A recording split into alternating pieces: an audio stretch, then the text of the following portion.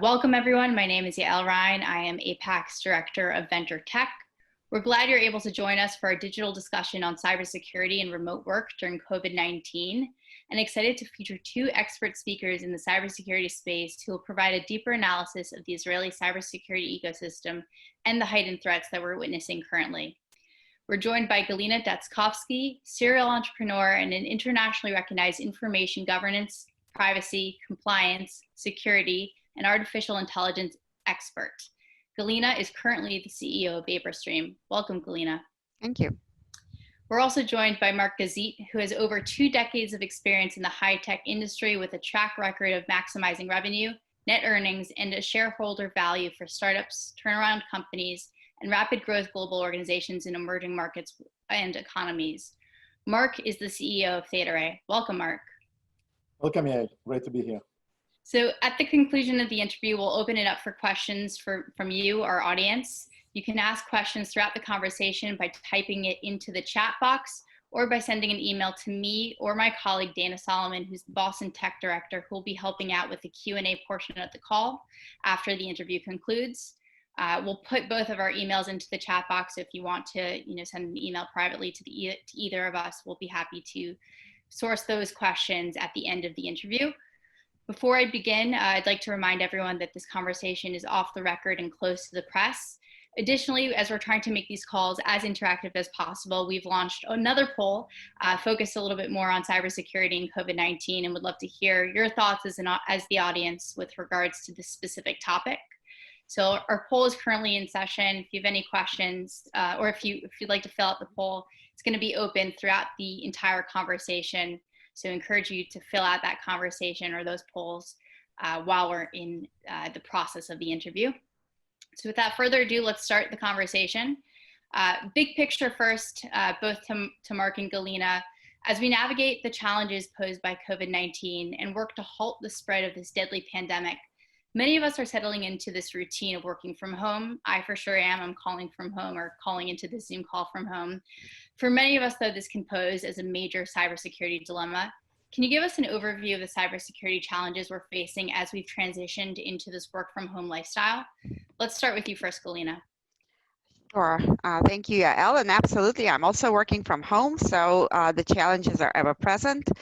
And it's interesting to note that different companies were more or less prepared for this particular eventuality. So for example, fintech or the financial sector may have been a little bit more prepared in certain cases with company-issued laptops and various security devices and various lock devices which really protect the users.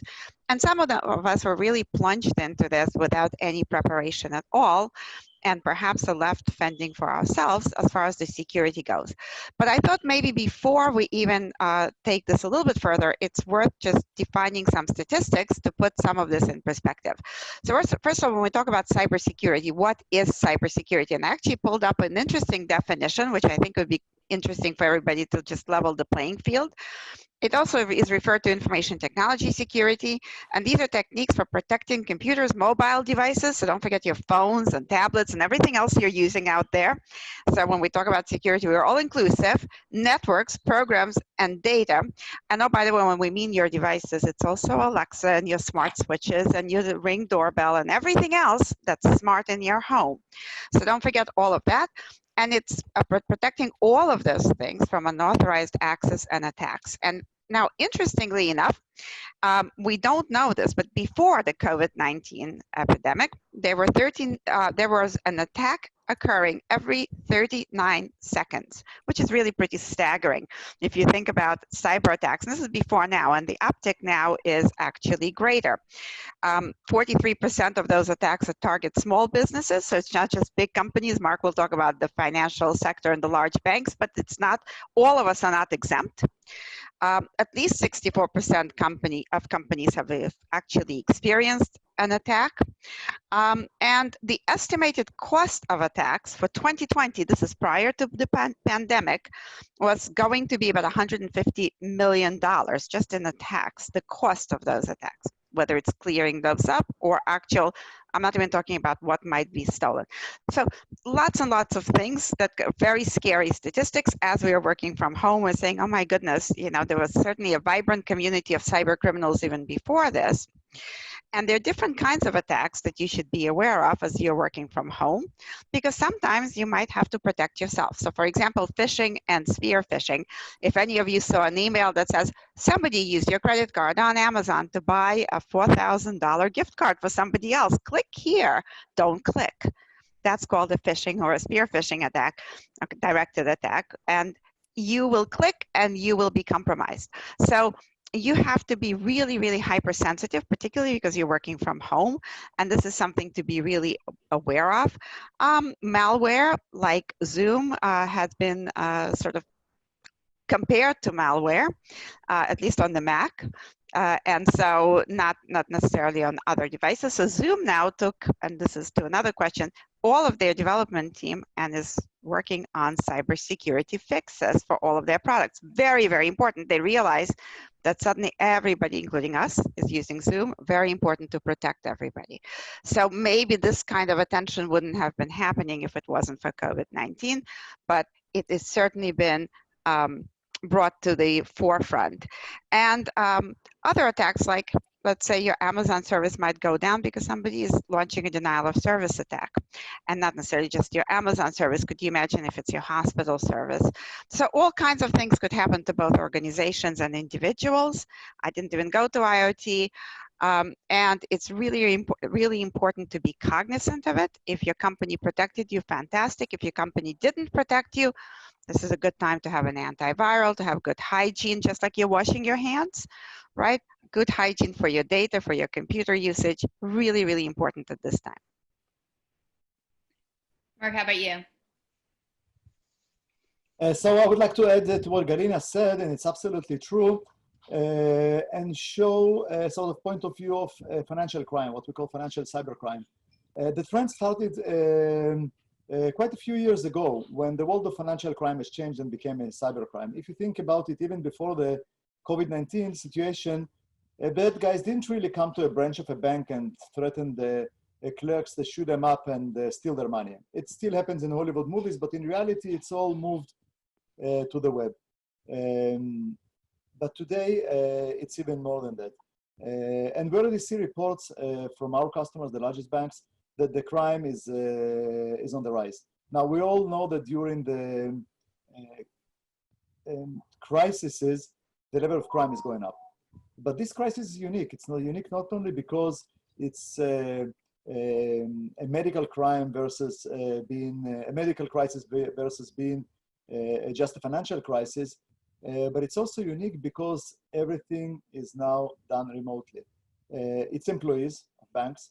So ability to validate certain requests is much more difficult. Banks have to open themselves even more, including those organizations that historically were being in the bank, like fraud detection, AML departments, KYC departments, and customers. The ability to validate customers physically do not exist anymore. You can't really ask your customer, if it's a sensitive transaction, to come to the branch of a bank and validate themselves by showing some sort of a physical ID.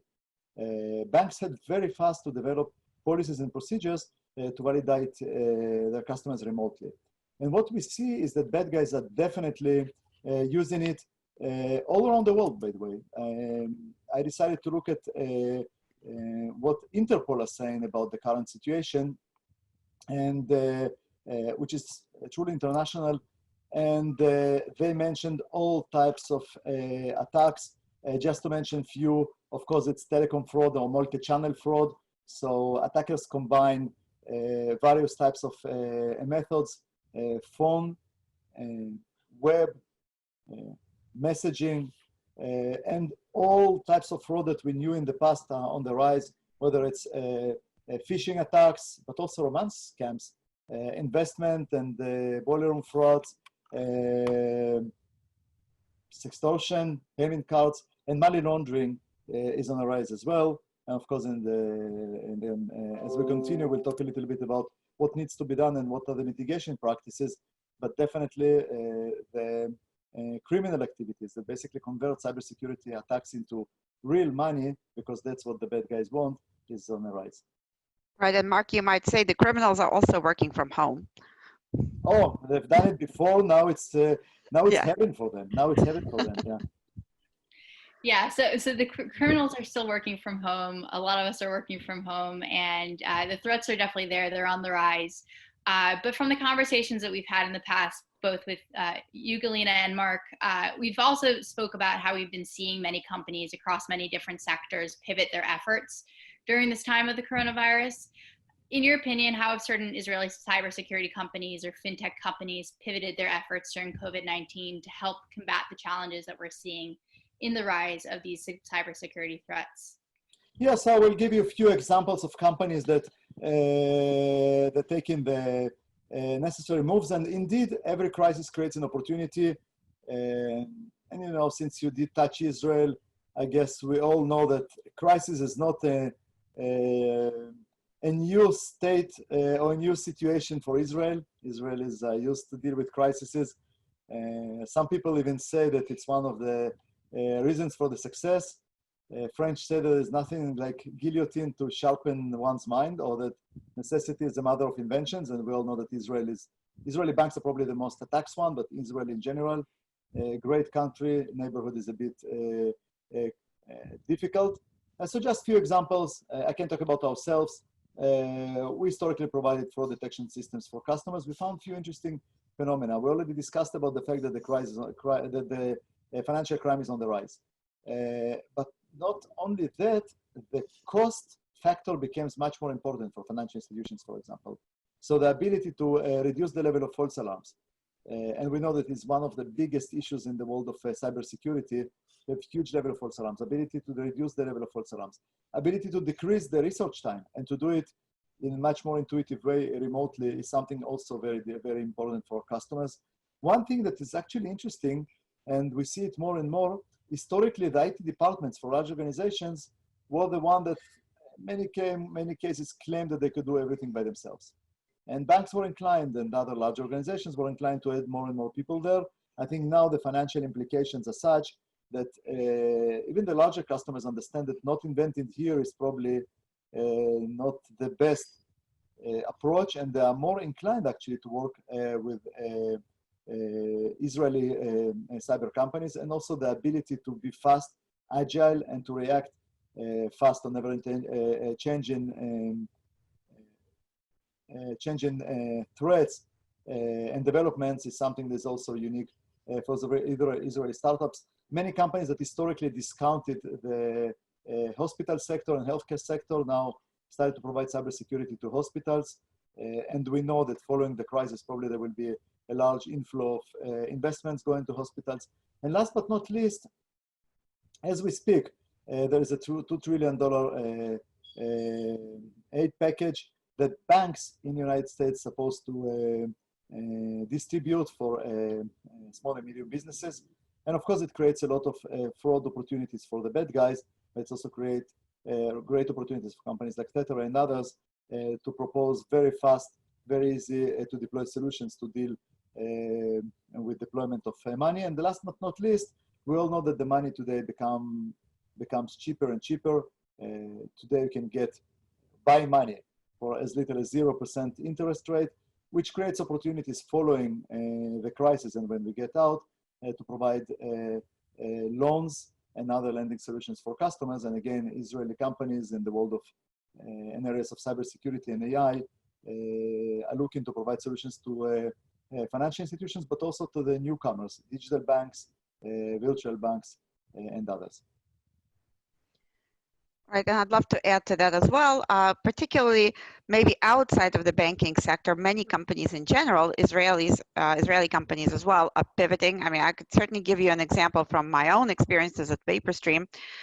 We've had several customers who deployed us for private emergency conversations, which is really big, coordinated response, leak-proof communications amongst people who are responding, which is really important because people are working from home.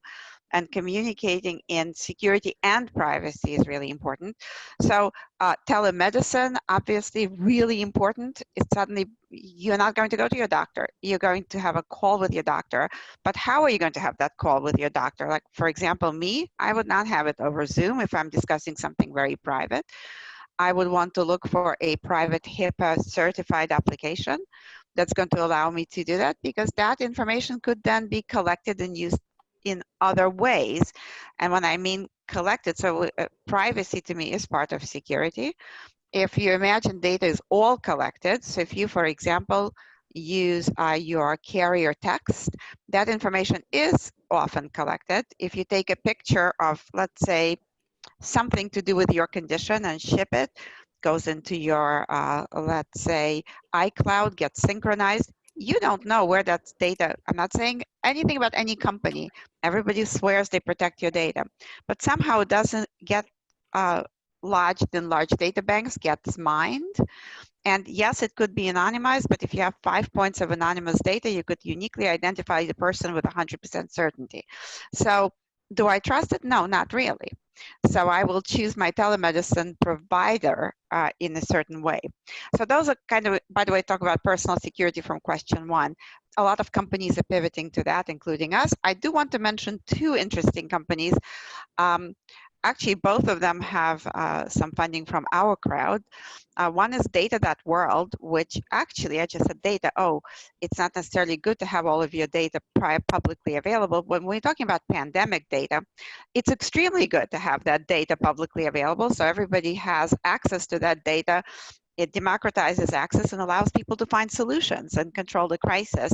So Data.World has really pivoted to provide data across the board as much as possible about the crisis, so people doing research could have equal access to as much data banks as possible. Another totally sort of obscure Israeli company that I want to mention, just because it's interesting, it's a really incubator startup called DreamMed Diabetes. And their entire purpose in creating that was to manage the diabetic disease, which takes a lot of management. And they've pivoted to actually manage isolation, quarantine, and treatment while you're in a COVID situation. Now, again, it's software, but to that point, everybody is thinking, how can I help?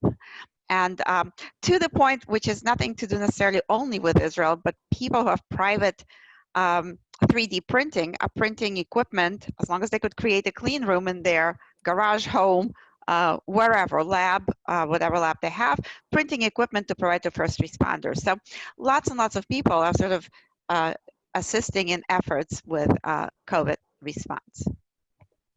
That's all very fascinating, just to see how people are responding to COVID, both through a personal perspective and also through a business perspective.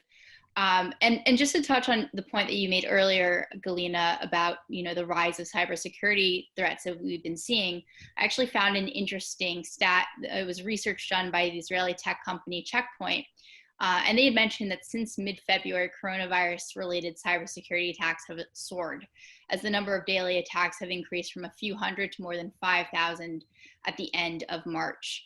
So given Israel's strong cybersecurity background, how has the Israeli government utilized cybersecurity efforts to ensure the safety of their citizens from COVID-19, both through a containment perspective, but also through a personal data perspective? And in your opinion, how does that compare to that of the United States or other countries that have been impacted by this pandemic? Let's start with you first, Mark. Sure. So, and just for the full disclosure, I both the chairman of public board of the Israel Export Institute, and as you know, very part of the important part of Israel Export is cybersecurity companies and companies as a whole, and also a member of other entities. So, first, I think Israel started the efforts vis-a-vis cybersecurity way before COVID-19, which actually allowed the government now to provide better solutions relatively easy. The Israeli Cyber Directorate, which mandate is basically to deal with organizations that are essential organizations for the Israeli economy. The Israeli name is Melach, which is not salt, but rather Meshek Leshat Cherum, which is economy for extreme situations or crisis situations. It was prepared before, so it's kicked in, and all those organizations that are responsible for the normal activities, such as electric companies, telecommunication companies, etc., are monitored, and the policies and procedures that are defined by the Israeli government. Israel also established an Israeli national SOC, which basically collects information, incidents from private citizens, from SMBs, SMEs, as well as large enterprises and mission critical organizations. They fuse the information, understand when there is a systemic attack, which is something that's extremely important to act upon. The Israeli cyber operation is part of the situation room that deals with the current COVID-19 situation. And last but not least, and that's I would say one of the reasons why Israel is being successful, but it also allows Israel to get a lot of information. One thing that people don't know about Israel, but it's actually a very unique in the world, because the connection to the internet is very well defined. It's a few cyber optic links that are easily monitored, that the government has access, and it allows a very good visibility about what's going on, understanding what type of traffic, what type of attacks, which allows the government to create pretty good incident response policies and procedures, and to provide it to the organizations as well as the private people in Israel.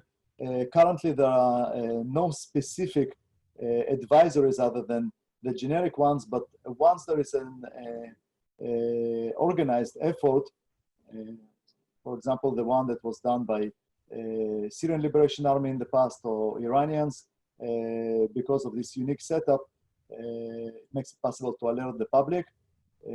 By the way, I said we don't see a lot of coordinated attacks. It looks like Iranians are also busy with COVID-19, but I'm sure we'll see a few because bad guys, I think, not very much bothered by COVID-19, but rather excited by the opportunities they see to hate the world and, of course, the state of Israel. Right, and I maybe can say a few words about the U.S. part.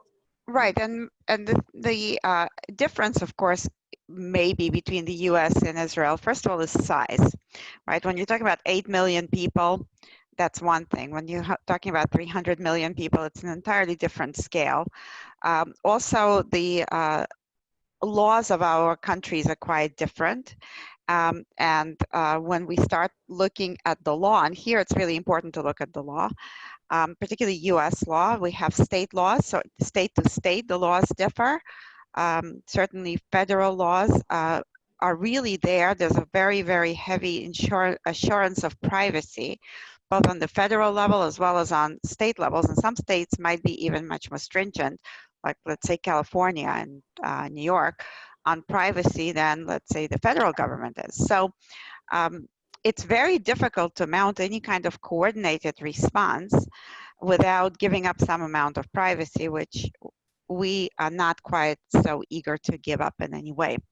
So it's a very much more difficult coordinated effort that the government really can't mount the coordinated effort of the kind that they could mount in Israel. And you really have to rely on the private enterprise and the infrastructure providers, of course, to provide some kind of security. So you would hope that if you're connecting to whatever your provider is from home, let's say Verizon, Comcast, whatever you're using, that there's some security measures, but it is really and truly up to you and your employer and your company, and of course to the state law enforcement or federal law enforcement, eventually, if there is a crime to come in, although we know how well that usually goes, right, Mark? It's not that easy post factum, so best to do it before. Now, private industry in the US does coordinate quite a bit. So let's say the big companies, Google, Amazon, Azure, right, Azure is the Microsoft infrastructure. They do all coordinate. There are consortiums on security. There is a coordinated effort, there's coordinated monitoring and information sharing among all those companies that takes place. So patches, et cetera, could go out in a coordinated effort and data could be safe and secure accordingly, but it is less government sponsored than private industry sponsored. Actually, just yeah, to add to that, and since it is a private discussion, although I will not say anything that is confidential, but Galina actually outlined a very interesting question that arises, especially now in the world of cybersecurity. It was public that Israel decided to use the anti-terrorist software that was developed to provide fusion between different data points, usage of surveillance cameras, but also phone, cellular phone operational data, as well as other technologies to identify people, to identify which people or who they were in touch with. And in case somebody is diagnosed with a COVID-19 virus, the system will provide automatically all the people that were in a distance or in the right proximity. I don't want to get into the numbers, but it was in the right proximity with that particular person, which on one hand is a very powerful situation and solution, because once we identify somebody, the system will automatically identify all the people that were in touch with that person. On the other hand, it raises a lot of questions about privacy. And the big question is it applicable for countries like the United States or other countries? Because on one hand, it's very powerful. On the other hand, the privacy here is very questionable. But since I do see a few familiar cases in the audience, names in the audience, I thought it's an angle that might be interesting to mention.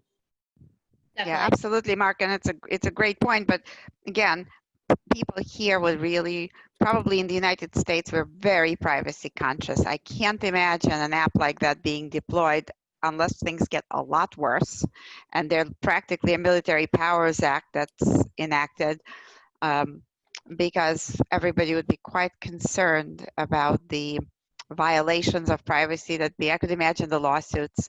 So again, very different kind of environment. Yeah, although the United States it does have CALEA regulations to allow absolutely aid for to law enforcement agencies, but you're absolutely right. It's a different Yeah. view, different story, which makes it even more interesting. A few more people to track too. It's true. Yeah. So we had this conversation last week as well with the both of you. At the Venture Tech Division, we love to talk about how Israeli innovation and Israeli technology is playing, such a vital role in helping to strengthen the U.S.-Israel relationship, or helping to impact U.S. constituents in a positive way. And just last week, ThetaRay actually announced a really exciting and important partnership with Microsoft. Can you tell us a little bit more about that partnership and how specific Israeli cybersecurities are helping U.S.-based companies and, by extension, U.S. citizens achieve stronger security? And then through that, Galina, I know you'd spoken about your time at CA and how you've acquired Israeli cybersecurity companies to help benefit U.S. constituents or U.S.-based companies as well. So let's start off with you first, Mark, and then go to Galina about, the acquisition part of, acquiring Israeli tech companies through that lens. Thank you, Yael. And actually, it's a very good story, but it's also a very good example. And I will share with the ThetaRay story, but it's a very good example of what's happening now. In Israel, you probably know that there are over 500 enterprises that have R&D centers in Israel or other centers of excellence, whether it's Microsoft, Google, even organizations like Walmart and others, and Amazon and eBay. They all have R&D centers in Israel, and the cooperation is really great. And they also always have people that help Israeli startups to find their ways in those large organizations, because the inability to work with the right people can prolong the process. In our case, it's a process that we started with Microsoft, and we were struggling, like, how can we allow banks with huge IT infrastructure to start using our artificial intelligence systems that will allow them to fight with cybersecurity attacks, especially financial cybercrime, in a much more efficient way. And we were very lucky to be in close touch with Microsoft, both with the representatives in Israel, but also with the corporate. And together, we build a product that is based on Microsoft Azure that Galina has mentioned. And together, we propose the customers to use Microsoft Cloud that can be very secure. If I'm not mistaken, they just won the $10 billion bid with the US government, or allegedly won, because I think there are some lawsuits about it. But to allow very large financial institutions to put their data. The data can be anonymized and whitened, so it doesn't hurt the real privacy of the customers. The way our technology is working is that we don't need to see the exact name or even account number of a customer. And then together, we basically go to those financial institutions, and it's a joint value proposition. Microsoft is happy because they're helping the customers, but also being able to sell more and more of the usage of the Azure infrastructure. We are happy because we don't need to go through the hassle of deploying systems, computers on site, which is extremely difficult. And again, it's just one example of a great cooperation with organizations like Microsoft, bring its power, go to market, and access to the market, and ability to create a trust relationship with our customers.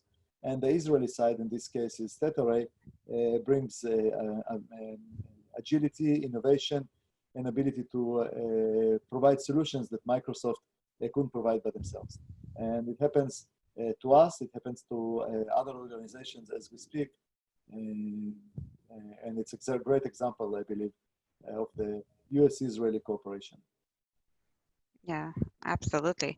And to your point, Yael, when I was at CA as well as at HP, Israel was a prime place to go for any kind of acquisitions in tech in general, cyber, of course, in particular.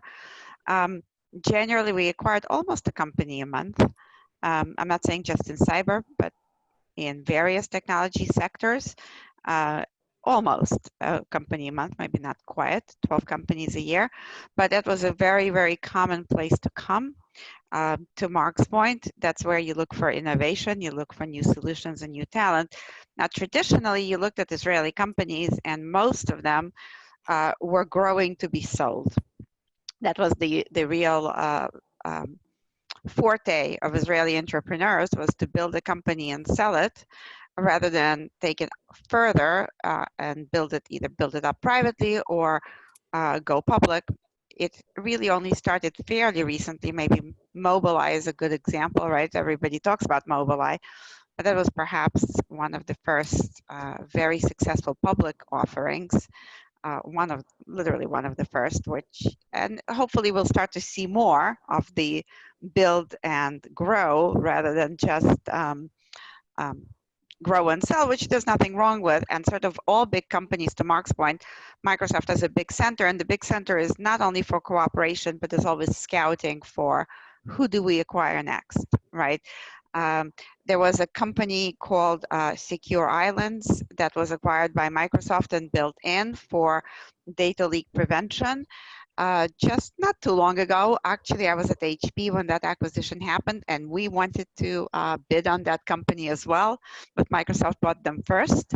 So you could imagine there's a little bit of competition among big companies for the Israeli tech sector. And one other thing I wanted to say, when we had our discussion prior to this, you kind of said, well, what are the Israeli companies? I wanted to highlight a few. So I happened to actually meet Mark and his company at the Our Crowd Summit in Jerusalem. This was before all of this surreal stuff happened and we were still traveling. And we could actually talk to each other face to face. But there were quite a number of cyber companies. I just want to highlight a few really quickly, if I may. There's a company called C2A Security, which I found very interesting, particularly focused on vehicle security. Because when we start talking about security in general and cyber, goodness, your connected vehicle is a prime target as well. So, right now we're not driving, we're sitting at home, but eventually we'll get back in our cars. So that's a very big area of development. Lots of coordination with American companies. Again, people are looking. Somebody might acquire those kinds of technologies, whether it's the big three or maybe a Japanese company like Toyota, or somebody will be looking out for those kinds of technologies. Quantum LR, which I thought was particularly very innovative and interesting, creating quantum keys. Now, very, very new, almost an incubator startup, but still we'll eventually see quantum encryption, quantum keys, and that's sort of the way of the future. There were a couple of quantum companies, literally 2, at that summit, which I thought was interesting. It's mine for a new look of data leak prevention. ThetaRay, of course, I took a meeting because I thought it was really interesting. You know, Yeah. Perception Point, which is digital and cloud security. And others, 6GIL for dark web monitoring, for example, which is a big deal. You want to monitor what's going on with your data if somebody's selling it, etc. So lots of innovation coming out of Israel. So big companies come to Israel for that innovation. It's very exciting. You know, to me, being the light unto the nations is exactly that, being the innovator, right? So it's amazing that Israel is exactly that. Exactly. Yeah, and by the way, Israel is changing. So it's interesting that we have the cybersecurity discussion, because actually the first company that was like huge success of Israeli company going public was Checkpoint. Long time ago. That time Yes. you could go public with $25 million of revenues, no profits. I don't think you can do it anymore. And following that, Palo Alto Network, Nir Tsuk, who was Gil Shved from Checkpoint partner, although it's formerly an American company, but can you imagine? It's an American company. Exactly, but it went public, and then Forescout recently. So yeah, it's definitely, I think we see a change in innovation becomes more and more tangible. And Israeli entrepreneurs that do it second, third time. Ziva Viram from Mobile, it wasn't his first company, so could afford himself to take another step and then made the company public, and then eventually it was sold, but it was sold at a valuation of over $15 billion after going public and being worth $10 billion. So and Mark, it might be also the national maturity, right? Because initially you didn't have any high tech, then you have tremendous innovation in high tech. Selling the companies, and I think now there's a climate for really growing companies and being there for the long haul. So I think some of that is changing national character as well as the country evolves and develops, and it's really exciting to see. I mean, to me, it's really exciting. Absolutely. I remember my first company was NetVision. Some of you maybe heard about it. Yes, absolutely. All we thought, it was the best internet service provider in the Middle East at that time. It was the first one. All we thought is, how do we sell the company and make a little bit of money? Right. You know, the rumors says that this company was sold for 1 billion shekels. It was never been done public in shekels. It's much more than dollars, of course, for those of you know. And when it's done and you do it the first time, then you have more stamina and more patience to build companies that are bigger. So you're absolutely right, Galina. It's a maturity of the nation, which means the maturity of the people that already did the exit or two and now ready to build much larger companies. Absolutely. This is a really great conversation. I definitely would love to continue it more, but it seems like we're running a little bit short for time. So let's actually get to the Q&A portion right now, just so that we can get to that segment of the call. So if anyone has any questions, feel free to write into the chat box. You know, any questions that you might have for Galina and Mark with regards to cybersecurity or fintech or privacy or AI. They're experts in all of that. As well as fill out the poll. But let me kick it off right now to my colleague, Dana Solomon, who's calling in from Boston, who has the first question from the audience. Great. So our first question is from Max Reichenthal.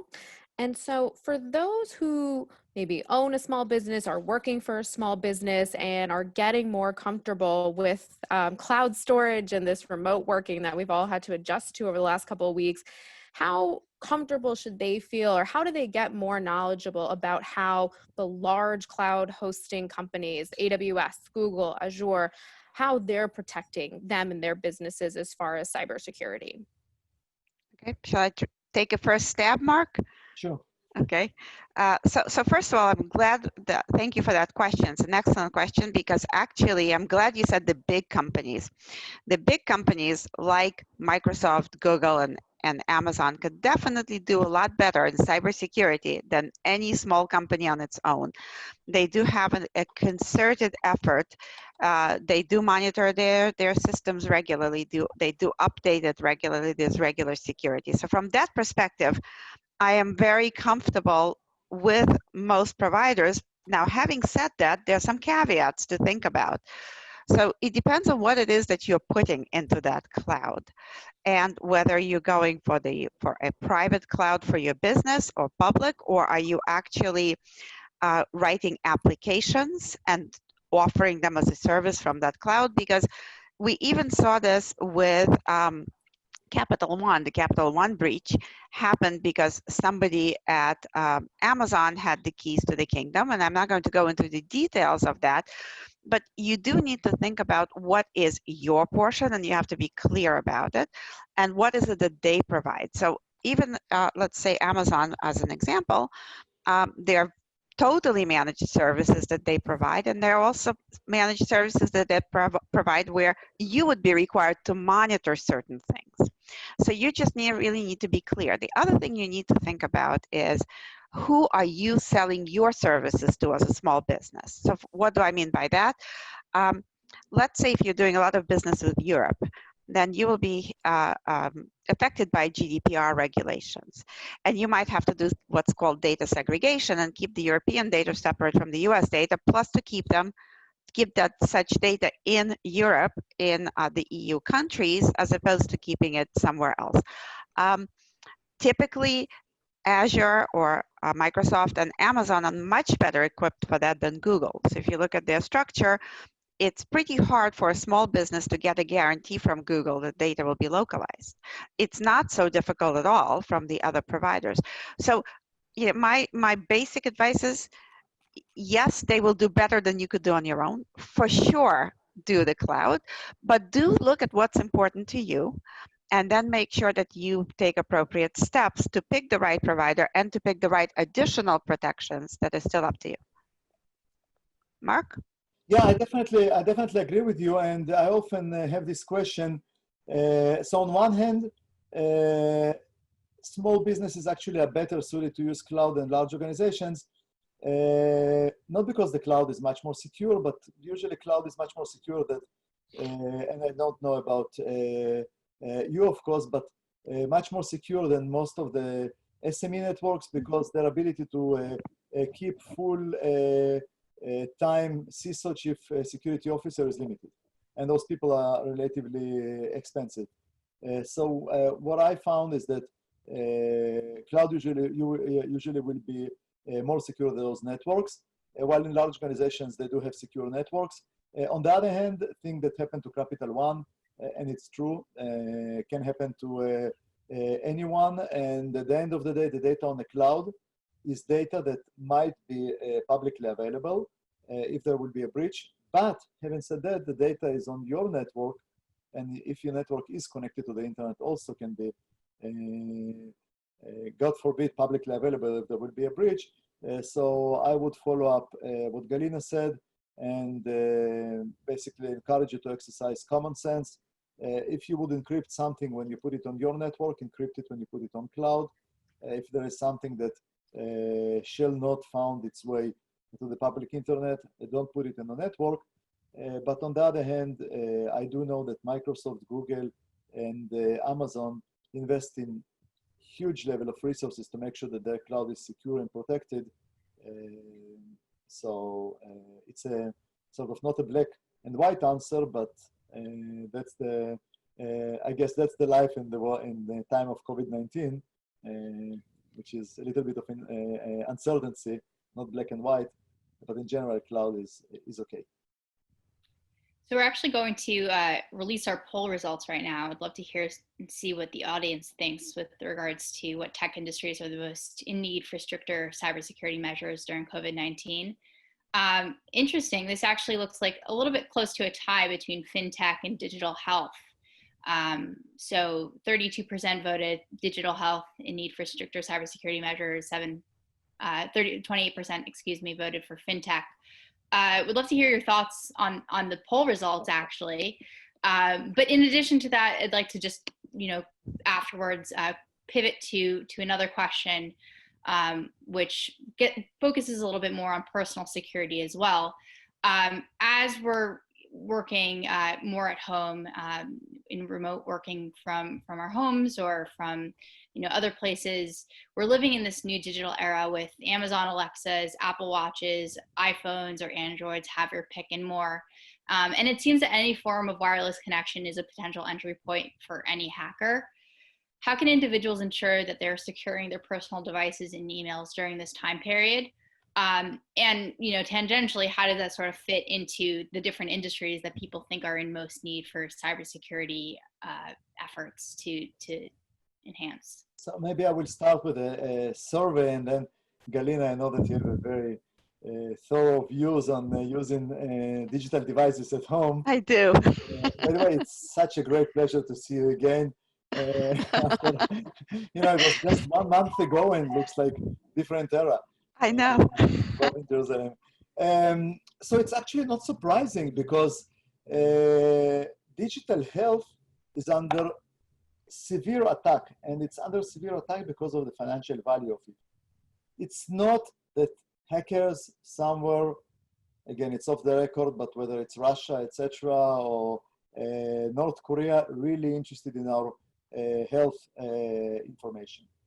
But the amount of money they can make by selling digital healthcare records is enormous. The amount of money they can make by participating in insurance fraud is enormous. I had a panel with heads of cyber police departments from various countries, and there was a big argument where hackers can make more money: by hacking financial institutions, where they can do a very large number of very small transactions, like stealing 25 cents from your bank account, but doing it automatically hundreds of millions of times, or by stealing healthcare information from healthcare organizations. And because actually you can make much more money much faster there. The regulation is there. There is no KYC, know your customer regulations. Insurance companies, premiums are extremely high. And now everybody understands that more money will flow into hospitals, more equipment will be bought. And last but not least, the ability to hurt people, the ability to use ransomware is much higher in the world of healthcare organizations and healthcare data than in financial world. And last but not least, this data is extremely sensitive. Galina said that even anonymized information, if you have enough of it, can help you to identify people. And sort of in a preamble to Galina, your part about IoT devices, I would just like to mention a discussion that we had with the founder of Fitbit and the CEO of Oracle and others. And Fitbit is just like Apple Watch. Collects a lot of information. Now it collects GPS information, location information. It collects the movement and accelerometer information, which basically show what type of activities you are in. And they, of course, know your first name, last name, etc., because you're registered. And one of the things we almost said like a joke, but it's unfortunately a reality. They can analyze different patterns. So they know when you brush your teeth, they know when you walk, they know when you run, and they know when you conduct some other activities. Now imagine they see two people, they know exactly who these people are. They know that these people are currently near each other because there is a GPS information, and identify certain activities that maybe these two people don't want to be public about just by movement of the watch. So just a sort of surreal example that was mentioned almost as a joke, but think now that bad guys will have access to all this information in addition to your healthcare information, what they can do while threatening each and every one of us. And we haven't mentioned Amazon Alexas and Google, etc. So Galina, I'm sure you have some views on that as well. I definitely do. And I found the poll results not surprising. because obviously in the time of COVID-19, we're all concerned about digital health and digital communications with our doctors, and we should be, because security of that is not guaranteed. If you're texting with your doctor and you're texting really private stuff, stop immediately. Okay, don't do it. If you have to call, call. Otherwise, go to some kind of private messenger, and it's not WhatsApp, by the way, because that's not private, and it is only encrypted. Don't confuse encryption and privacy. And so, absolutely, that information should be kept confidential. And it's very important to worry about that. I would absolutely agree. And people worry about money and financial transactions, and that's completely understandable. So I get why the two things were at the top of the polls. They are the things that people worry about, but IoT, like you mentioned, I think is the really sort of elephant in the room. There are more connected devices than connected people, if you will. We all wear them voluntarily. And sometimes, to Mark's point, I'm not even necessarily worried about the bad guys. Although, Mark, an interesting statistic is that how much do you think a record that somebody steals on your health goes for on the dark web? I mean, the average price is 99 cents to $2. So it's not particularly expensive, but if you steal millions and millions of records, that's a good haul. That's what this stuff sells for.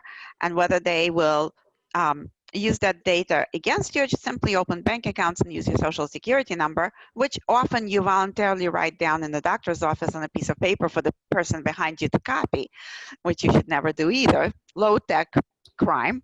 But so those are kind of the things that you are concerned about. Now, to IoT. IoT in general is not just Alexa and your Fitbit, which, by the way, could also be used to turn on a microphone and record a private meeting. So if you go into government meetings, you have to leave all of your connected devices behind for a good reason, because all kinds of things could be done with your smartwatch in a boardroom if somebody really wants to hear the meeting. So those are interesting things as well. There was a case with Alexa, not to scare you, actually two cases I'll cite actually happened here. One was an Alexa in Washington State that was not on. There was a private conversation between the husband and wife who were in the home. Alexa recorded that conversation and emailed to some of the employees of the husband's small business the actual conversation that took place between those two people. There was a big lawsuit. I won't go into it against Amazon. You could look it up. It's a well-known case. The reasons that they gave Alexa malfunctioned are completely ridiculous, because Alexa actually has to listen to you. It's listening all the time because it's listening for that wake-up word. And for sure, that data is collected and you get just-in-time ads about what you talked about. So you should just be aware that this is something that's going on. The other really interesting case, which I think is quite humorous with Alexa in particular, is at one point there was a Burger King commercial. I don't know if any of you remember. It was very short-lived. That was a guy talking to Alexa describing the Whopper, right, and how wonderful the Whopper was. And of course, home device Alexa started ordering Whoppers for people. I mean, it was kind of targeted, but they didn't say it was targeted. And that was very quickly pulled because a lot of lawsuit data and state attorney generals came after Burger King pretty quickly. They got inundated with negative calls. But this was from the TV to the Alexa device. Okay, so that's why, yes, in my home, we do not own one, we never will. Because it is never off. So for all the good it does, there are all of these things to think about, but there are other IoT devices. I'm talking about health. Your medical pumps are IoT devices. Yeah. So there have been many, and I could cite cases after case after case, but I'm not going to bore you with law and so forth, but people have hacked into hospital systems through smart boilers, through smart pumps, through smart MRI machines. So there's different ways in, and the problem with IoT and protecting IoT is the minute that device is manufactured, right, 5 days later when it's installed, it's out of date on security, because security patches, let's say, apropos in the cloud, happen very, very frequently. Amazon, Microsoft patch very, very frequently. But once the device is out of your hands, how is it being patched? And oftentimes it's firmware, it's not software. So how is it being patched? So protecting all of those devices is a huge area. By the way, there were some very exciting companies in Israel that are working around this particular issue. So definitely, if I were which I am, an investor, I'm staying tuned very, very closely to those kinds of companies because it is an underdeveloped market and it's very much in need. So lots of interesting things in IoT. My goodness, that is a lot for us to think about. Galina, I don't know if you would approve of my cyber hygiene that I have at home, but gives me a few things I always to call think mine about. as a professional hazard. Exactly. So. So I think we have time for one more question we had from Frederick Rein in the chat. We touched on, U.S.-Israel cooperation when it comes to cybersecurity, and in this particular time as well. Any initiatives that you're aware of between Israel and the European countries in terms of cyber cooperation? Definitely, definitely. And I think there are a few interesting facts about Israel and Europe, cooperation in the world of cybersecurity. And we'll just start with one. I don't know how many of the listeners familiar with Wassenaar Arrangement that actually was established long time ago to sort of regulate the sale of weapons. US as well as Israel are more of the observers. Israel is and it's a European arrangement that was done in Wassenaar in the Netherlands. And people not necessarily know, but it actually regulates the sale of cyber offensive tools. So, and we all know that one of the reasons why hackers are so successful is because governments create those tools. And then those tools find themselves in a wide market, and then basically it's been rewritten and used.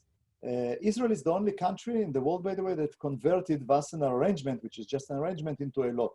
So in Israel, it's illegal to sell offensive solutions. And it's a cooperation that was done between Israel, European countries, and other countries. Second, just this morning, I would like to pay tribute to Yael Margarit from JBP. He arranged a call where were people from Europe. There were also people from the United States, but from Spain, from France, Italy, to see how Israel innovation can be used to help the COVID-19 situation, but also how Israeli startup can help European countries. And last but not least, because there's a lot, just to mention Uri Rosenthal, who was the Minister of Foreign Affairs, or the State Secretary of Netherlands, who now is a cybersecurity envoy for a European Union, who's also a very close friend from Israel. I have to say that while Israel and US cooperation, more of a cooperation, in many cases Israelis learn from Americas. I'm proud to say that in Europe case, not all the countries, some of them are very advanced, but some countries actually learn from Israel and get Israeli help how to deal with the threats. And the threats are different. I guess I don't think we have time for that, but if you can look at the internet to see what happened to Estonia or Ukraine or Latvia when they made Putin a bit angry, and how did he retaliate using cybersecurity efforts. I think that European countries are also much more vulnerable than the United States, and that's why the cooperation, or at least the public part of it, is pretty close and thorough. I hope it answers the question.